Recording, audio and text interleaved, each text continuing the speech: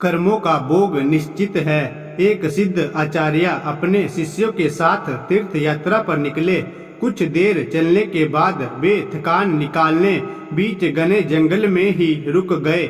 इतने में आचार्य को कुछ आवाजें सुनाई दी।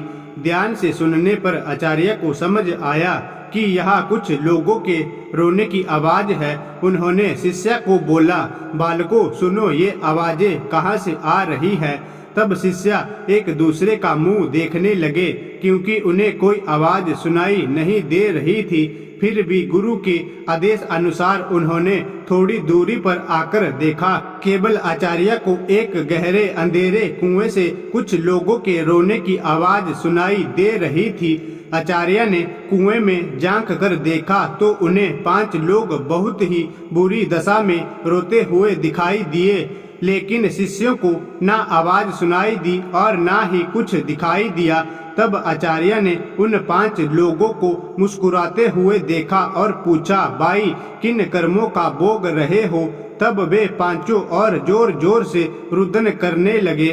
तब आचार्य ने शिष्यों को बताया, यहाँ 5 प्रेत आत्माएं हैं। यह सुनकर शिष्य डर गए।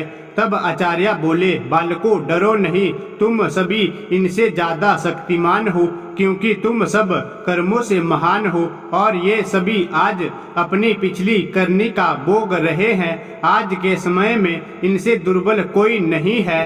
तब शिष्य ने पूछा, इन्होंने ऐसा क्या किया है। तब पहली आत्मा ने उत्तर दिया कि वह पिछले जन्म में ब्राह्मण था, भिक्षा मांगता था, लेकिन उस भिक्षा को भोग विलास में खर्च करता था।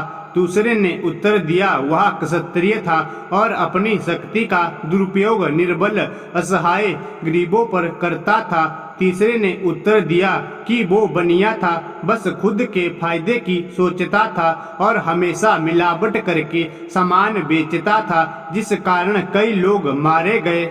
चौथे ने उत्तर दिया, वह क्षुद्र था, बहुत आलसी और जिम्मेदारी से भागता था, अपने माता पिता को पीटता था और दिन रात नशा करता था।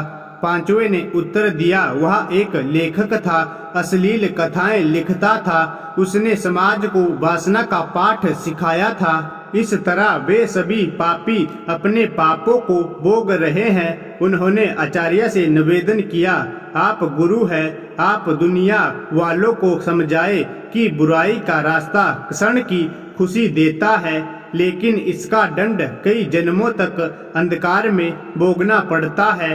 मॉरल, मनुष्य को कर्मों का फल भोगना ही पड़ता है, फिर वो किसी भी जन्म में हो। कहते हैं जिस तरह ईश्वर है वैसे ही भूत भी होते हैं, लेकिन वे जितने दुर्बल होते हैं उतना कोई नहीं, जितने कष्ट में वो होते हैं उतना कोई नहीं। वे अपनी करनी का भोग करते हैं। क्षण की विलासिता कई जन्मों का डर बन जाती है। व्यक्ति कितना भी इतरा जाए, नियति उसके कर्मों का हिसाब रखती ही है। इसलिए सदैव सदा मार्ग पर चले। अगर गलती हुई भी है तो उसे सुधारें।